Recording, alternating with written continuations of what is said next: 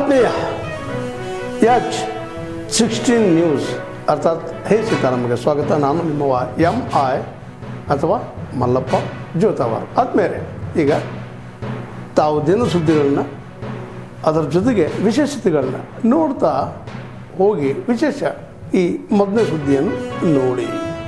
It is very difficult to say. ನೀವು ಹೇಳ್ದಂಗೆ ಮುಂಚೆ ಕ್ರೈಮ್ CBDಗೆ ಸೆಂಟ್ರಲ್ ಬಿಸ್ನೆಸ್ ಡಿಸ್ಟ್ರಿಕ್ಟಿಗೆ ಭಾಳ ಲಿಮಿಟೆಡ್ ಇತ್ತು. ಆದರೆ ಈಗ ORR ಇಂದ STT ಇಂದಾನು ಕೂಡ ನಾವು ಹೊರವಲಯದಿಂದ ಒಳಗಡೆ ಬರ್ತಾ ಇರೋದು ಕೂಡ ನಾವು ನೋಡ್ತಾ ಇದ್ದೀವಿ. ರೋಡ್ ರೇಜ್ ಜಾಸ್ತಿ ಆಗ್ತಾ ಇದೆ. ನಿಮ್ಮ ಮೈಗ್ರೆಂಟ್ ಪಾಪ್ಯುಲೇಷನ್ ಇಂದ ಹೇಳ್ದಂಗೆ ವಲಸಿಗರು ಇರ್ಬೋದು, ಅವ್ರದ್ದಾದಂಥ ಒಂದು ಒಂದು ಕಲ್ಚರ್ಗಳನ್ನು ತರ್ತಾ ಇದ್ದಾರೆ. ಅವಾಗ ಸಾಕಷ್ಟು ಸಂಘರ್ಷ ಆಗ್ತದೆ. ಮುಂಚೆ ನಮ್ಮಲ್ಲಿ ಇಷ್ಟು ರೋಡ್ ರೇಜ್ ಇರ್ತಾ ಇಲ್ಲ. ಡೆಲ್ಲಿನಲ್ಲಿ ಇರುವಂಥ ರೋಡ್ ರೇಜ್ ಇವತ್ತು ನಾವು ಇಲ್ಲಿ ಕಾಣ್ತಾ ಇದ್ದೀವಿ. ಆಮೇಲೆ ಹೆಚ್ಚಾಗಿ ಯಾರು ಮಾಡ್ತಾ ಇರೋದು? ಹೊರಗಿನವರು ಬಂದು ಇಲ್ಲಿ ನಮ್ಮ ಕನ್ನಡಿಗರ ವಿರುದ್ಧ ಮಾತನಾಡೋದು ಅಥವಾ ಕಲೆ ಬಗ್ಗೆ ಭಾಷೆ ಬಗ್ಗೆ ಮಾತಾಡೋದು ಅದೆಲ್ಲ ನಡೆದಿದೆ. We have to control this. ಯಾಕೆ ಅದಕ್ಕೆ ಅಲ್ವಾ ನಾವು ಕೇಂದ್ರ ಸರ್ಕಾರದವ್ರು ಹೇಳ್ತಾ ಇದೀವಿ, ನಮಗೆ ಹೆಚ್ಚು ಹಣ ಯಾಕೆ ಕೊಡಿ ಅಂತ ಇರೋದು. We are the city that is absorbing the highest migrants. ನಿಮಗೆ ನೇಪಾಳಿಗಳು ಇಲ್ಲಿ ಬರ್ತಾ ಇದ್ದಾರೆ, ನಿಮಗೆ ಇಲ್ಲಿ ಉತ್ತರ ಪ್ರದೇಶದವರು, ಮಧ್ಯಪ್ರದೇಶದವರು, ಬಿಹಾರದವರು, ನಾರ್ತ್ ಈಸ್ಟ್ ಅವರು, ಬೆಂಗಳೂರಿನಲ್ಲಿ ಯಾವ ಹೋಟೆಲಿಗೆ ನೋಡಿದ್ರು ನಾರ್ತ್ ಈಸ್ಟ್ ಅವರೇ ಇದೆ. ಬರಬೇಡಿ ಅಂತ ಹೇಳ್ತಾ ಇಲ್ಲ. ಬಂದಾಗ ಇಲ್ಲಿನ ನಮ್ಮ ಸಂಸ್ಕೃತಿ ಏನಿದೆ, ಭಾಷೆ ಏನಿದೆ, ಅದಕ್ಕೆ ಗೌರವ ಕೊಡಿ. ಹೇಗೆ ನಾವು ಅಲ್ಲಿ ಬಂದಾಗ ನಿಮ್ಗೆ ಕೊಡ್ತೀವಲ್ಲ ಅದೇ ಗೌರವ ಎಕ್ಸ್ಪೆಕ್ಟ್ ಮಾಡ್ತಾ ಇರೋದು. ನೀವು ಹೇಳ್ದಂಗೆ ಇವತ್ತು ಡ್ರಗ್ಸ್ ಹಾವಳಿ ಆಗ್ತಾ ಇದೆ. ಎಲ್ಲಿಂದ ಬರ್ತಾ ಇರೋದು ಸರ್? ಇದು ಕನ್ನಡಿಗರು ಮಾಡ್ತಾ ಇರೋದಾ? ಇವ್ರು ಹೆಚ್ಚು ಹಾವಳಿ ನೈಜೀರಿಯಾದಿಂದ ಬರ್ತಾ ಇರೋದು. ನೈಜೀರಿಯಾ ಮತ್ತು ನೇಪಾಳಿಂದ ಆಗ್ತಾ ಇರೋದು. ಇಲ್ಲಿ ನೀವೇ ಅಕ್ರಮ ನಿಮ್ಮ ಬಾಂಗ್ಲಾದೇಶಿಗಳು ಇದ್ದಾರೆ, ಅವ್ರು ಎಲ್ಲಿಂದ ಬರ್ತಾರೆ? ನಾವು ಆಹ್ವಾನ ಮಾಡಿದ್ದೀವಿ. ಅದು ಎಲ್ಲ ಕಡೆಯಿಂದ ಇದು ಬಾರ್ಡರ್ಗಳು ಪೋರಸ್ ಇರೋದ್ರಿಂದ ಇವೆಲ್ಲ ಆಗ್ತಾ ಇರೋದು. But yes, we are vigilant. ಇದು ತಡೆಗಟ್ಟಲಿಕ್ಕೆ ಸಾಕಷ್ಟು ಈಗ ನಿಮ್ಮದು ಬೇಡ ಬ್ರೋ ಕ್ಯಾಂಪೇನು ಡ್ರಗ್ಸ್ಗೋಸ್ಕರ ಇದೆ.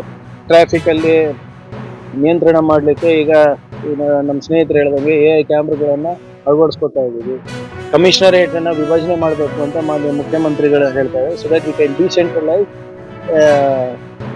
Hour our operations, decentralize our processes, but at the same time strengthen the hierarchy. ಅದನ್ನು ಕೂಡ ಮಾಡಬೇಕು ಅಂತ ಇದೆ. ಅವೆಲ್ಲನೂ ಮಾಡ್ತಾ ಇದ್ದೀವಿ. ಕಳೆದ ಒಂದು ವಾರದಿಂದನೂ ಕೂಡ ಕರ್ನಾಟಕದ ದಲಿತರ ವಾಲ್ಮೀಕಿ ನಿಗಮದ 187 ಕೋಟಿ ಹಣವನ್ನು ಖಜಾನೆಯಿಂದ ಲೂಟಿ ಮಾಡಿ ತನ್ನ ಕಾಂಗ್ರೆಸ್ ಪಾರ್ಟಿಯ ಚುನಾವಣೆಗೆ, ಕರ್ನಾಟಕ ಮತ್ತು ತೆಲಂಗಾಣ ಚುನಾವಣೆಗೆ ಬಳಸಿರುವಂಥದ್ದು ಜಗಜ್ಜಾಹಿರಾತ ವಿತ್ ದಾಖಲೆಗಳನ್ನು ನಾನು ಬಿಡುಗಡೆ ಮಾಡಿದ್ದೀನಿ. ಮೊನ್ನೆನೂ ಕೂಡ ನಾನು ದಾಖಲೆಗಳನ್ನು ಬಿಡುಗಡೆ ಮಾಡಿದ್ದೀನಿ. ಅದರ ಬಗ್ಗೆ ಇಷ್ಟಿದ್ರೂ ಕೂಡ ನಮ್ಮ ವಿರುದ್ಧ ಪ್ರತಿಭಟನೆ ಮಾಡ್ತಾರೆ ಹೊರತು ಕಾಂಗ್ರೆಸ್ ಅವರು ನಮ್ಮ ಪ್ರತಿಭಟನೆಗೆ ಹೆದರಿ ಅವರು ಪ್ರತಿಭಟನೆಗೆ ರೂಲಿಂಗ್ ಪಾರ್ಟಿ ಆದಂಥವ್ರು ಪ್ರತಿಭಟನೆಗೆ ಇಳಿತಾ ಇದ್ದಾರೆ ಅಂತ ಹೇಳಿದ್ರೆ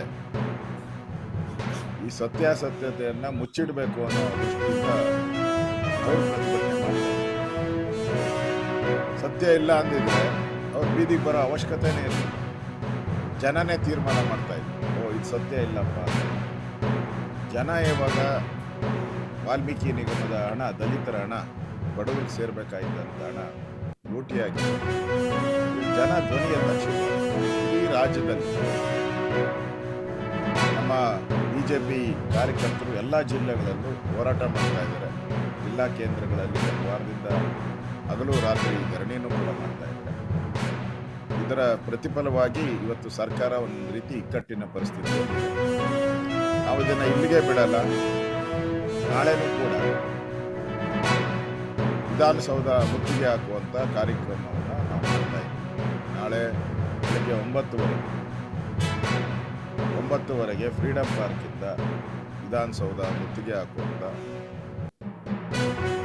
ಕೆಲಸವನ್ನು ನಮ್ಮ BJP ಕಾರ್ಯಕ್ರಮಗಳು ಮಾಡ್ತಾರೆ.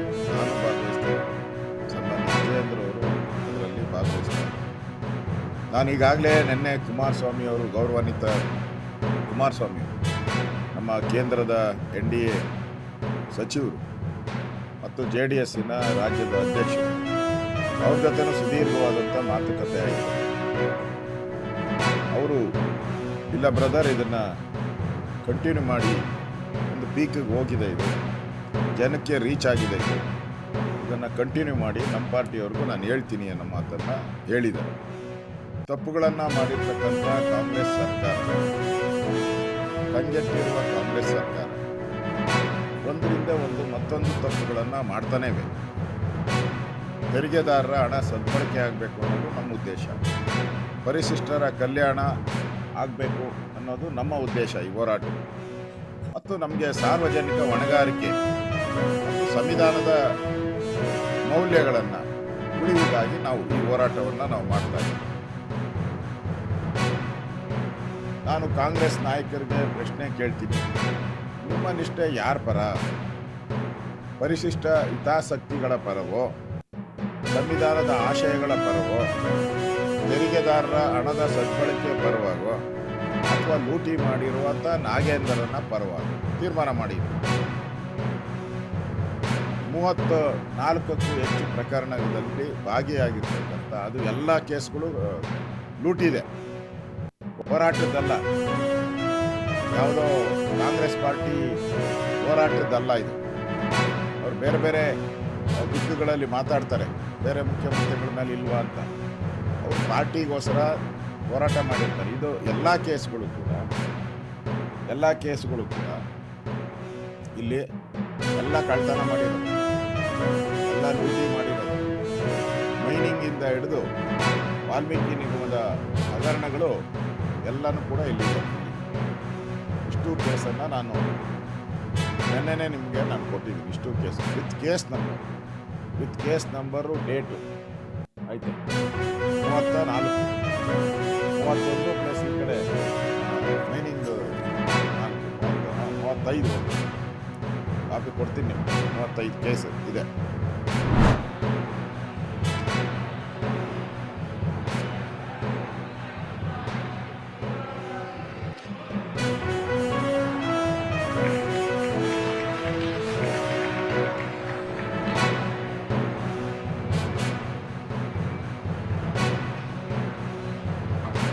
ಅಮಲೋದ್ಭವ ಮಾತೆಯ ದೇವಾಲಯ 125ನೇ ವಸಂತದ ಸಂಭ್ರಮದಲ್ಲಿದ್ದೀವಿ. ಹಾಗಾಗಿ ದೀಪ ಬೆಳಗೋದ್ರ ಮೂಲಕ ನಿಮ್ಮೆಲ್ಲರ ಚಪ್ಪಾಳೆಯೊಂದಿಗೆ ಅಧಿಕೃತ ಚಾಲನೆಯನ್ನ ಇದೀಗ ನೀಡಲಾಗ್ತಾ ಇದೆ. ಅತಿವಂದನೀಯ ಪೂಜ್ಯ ಡಾಕ್ಟರ್ ಪೀಟರ್ ಮಚ್ಚಾಡೋ ಬೆಂಗಳೂರಿನ ಮಹಾಧರ್ಮಾಧ್ಯಕ್ಷರು, ಅದೇ ರೀತಿಯಾಗಿ ನಮ್ಮ ಹೆಮ್ಮೆಯ ಮಾನ್ಯ ಮುಖ್ಯಮಂತ್ರಿಗಳಾಗಿ ಎಲ್ಲ ಅಭ್ಯಾಗತರು ದೀಪ ಬೆಳಗುವುದರ ಮೂಲಕ ಕಾರ್ಯಕ್ರಮಕ್ಕೆ ಅಧಿಕೃತ. ವಿವಿಧ ರೀತಿ ವಿವಿಧ ಧರ್ಮ ಆಚರಣೆ ಭಕ್ತಿ ಮನೋಭಾವದಿಂದ ಜನರ ಶಾಂತಿಗೋಸ್ಕರ, ನೆಮ್ಮದಿಗೋಸ್ಕರ, ಎಲ್ಲದಕ್ಕೂ ಮೀರಿ ಸಮಾಜ ಸೇವೆ ಮತ್ತು ತನ್ನ ಆತ್ಮಶುದ್ಧಿ ಮಾಡಿಕೊಳ್ಳುವ ಸೇವೆ ಮಾಡೋಂಥದ್ದು ಇಡೀ ನಮ್ಮ ಪ್ರಪಂಚದಲ್ಲಿ ಬಹಳ ಪವಿತ್ರವಾದಂಥ ಸ್ಥಾನ. ಧರ್ಮ ಯಾವುದಾದರೂ ತತ್ವ ಒಂದೇ, ನಾಮ ನೂರಾದರೂ ದೈವ ಒಂದೇ, ಪೂಜೆ ಯಾವುದಾದರೂ ಭಕ್ತಿ ಒಂದೇ, ಕರ್ಮ ಹಲವಾದರೂ ನಿಷ್ಠೆ ಒಂದೇ, ದೇವನೊಬ್ಬ ನಾಮ ಇದರಲ್ಲಿ ನಾನು ನಂಬಿಕೆ. ಈಗ ಬಂದ ತಕ್ಷಣ ಅಲ್ಲಿ ಕ್ಯಾಂಡಲ್ಸ್, ಹಿಂದೂ ಧರ್ಮದಲ್ಲಿ ಜ್ಯೋತಿ ಬೆಳೆಸ್ಬೇಕಾದ್ರೆ ಎಣ್ಣೆ ಬತ್ತಿ ಇಟ್ಟು ದೀಪ ಬಿಡುತ್ತೇವೆ. ಅಲ್ಲಿ ಕ್ಯಾಂಡಲ್ಸ್ ವಿವಿಧ ರೀತಿ ಇರ್ಬೋದು. ಒಂದು ದೇವಾಲಯದಲ್ಲಿ ಕೆಲವರು ವಿಗ್ರಹದ ಮೇಲೆ ದೇವರನ್ನ ನೋಡ್ತಾರೆ, ಹಂಗೆ ಹಿಂದೂ ಧರ್ಮದಲ್ಲಿ ವಿವಿಧ ರೀತಿಯಲ್ಲಿ ಆಚರಣೆ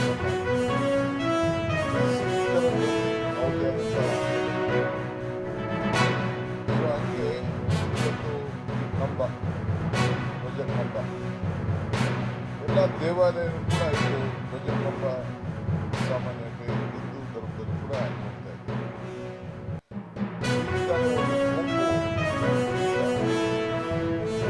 ಸಂದೇಶವನ್ನು, ಶಾಂತಿಯ ಸಂದೇಶವನ್ನು ಫಾದರ್ ಅವರು ಗಾಯನ ಆ ಮೇಕೆ ಕೊಂಬೋ, ದನದ ಕೊಂಬೋ, ಇಲ್ಲ ಯಾವುದೇ ಪ್ರಾಣಿ ಕೊಂಬೋ, ಆ ಕೊಂಬಿಗೆ ಅದರಿಂದಾಗಿ ಆ ಶಕ್ತಿ ಏನು, ನಾದ ಏನು ಬರ್ತದೆ, ಗಾನ ಏನು ಬರ್ತದೆ, ಆ ಪ್ರಾಣಿ ಗೊತ್ತಿಲ್ಲ, ಕೊಂಬು. ಈಗ ಇಲ್ಲಿ ಬಿದಿರು, ಆ ಬಿದಿರು ಕೃಷ್ಣನ ಕೊರಳಾಯಿತು. ಆ ಬಿದಿರು ಹುಟ್ಟುವಾಗ ಆ ಬಿದಿರು ಕೊರಳಿಲ್ಲ, ಫ್ರೂಟ್ ಅಂತ ಕರೀತೀವಿ ನಾವು, ಕೊರಳು ಅಂತ ನಮ್ಮ ಭಾಷೆಯಲ್ಲಿ ಕರೀತೀವಿ. ಅದಕ್ಕಂತ ಶಕ್ತಿ ಇದೆ, ಅಷ್ಟು ಸ್ವಾರಸ್ಯವಾಗಿ ನಿಮ್ಮ ಮನಸ್ಸಿಗೆ ಶಾಂತಿ ಬರ್ತದೆ ಅನ್ನೋದು ಆ ಫ್ರೂಟ್ಗಾಗಿ, ಆ ಕೊಳಲುಗಾಗಿ, ಇಲ್ಲ ಇಲ್ಲಿ ಶಂಕು ನೀವು ನೋಡಿ, ಆ ಶಂಕು ಸ್ನೇಹಿಲ್, ದೊಡ್ಡ ಸ್ನೇಹಿಲಾಗಿ ಶಂಕು. ಕೃಷ್ಣ ಕೂಡ ಯುದ್ಧ ಕರಿಬೇಕಾದ್ರೆ ಮಹಾಭಾರತದಲ್ಲಿ ಆ ಶಂಕು ಎಂದ ನಾದದಿಂದ ಕರೆಯನ್ನ ಕರೆಯುವ ಭಕ್ತಿಯ ನಿಯಮ ಇದೆ. ಯಾರನ್ನು ಕೂಡ ನಾವು ಅರೆಗಲಿಕ್ಕೆ ಸಾಧ್ಯ ಇಲ್ಲ. ಅದಕ್ಕೆ ಲಾ ಆಫ್ ನೇಚರ್, ಸೂರ್ಯ ಯಾವಾಗ ಹುಟ್ಟಬೇಕು, ಯಾವಾಗ ಮುಳುಗಬೇಕು ಅಂತೇಳಿ. ಹಂಗೆ ಮನುಷ್ಯ ಹುಟ್ಟಾಗ ಯಾರು ಯಾವ ಜಾತಿ ನಾವು ಯಾರು ಅರ್ಜಿನೂ ಹಾಕ್ಬೇಕು. ನಮ್ಮ ಇತಿಹಾಸಕ್ಕೆ ನಮ್ಮ ಅನುಗುಣವಾಗಿ ನಾವು ಇದನ್ನೆಲ್ಲ ನಾವು ಆಯ್ಕೆ ಮಾಡ್ತೀವಿ. ಯಾವ ಧರ್ಮದಲ್ಲೂ ಇನ್ನೊಂದು ಧರ್ಮದವ್ರಿಗೆ ತೊಂದರೆ ಕೊಡಬೇಕು ಅಂತ ಯಾರು ಬಯಸ್ತಿಲ್ಲ.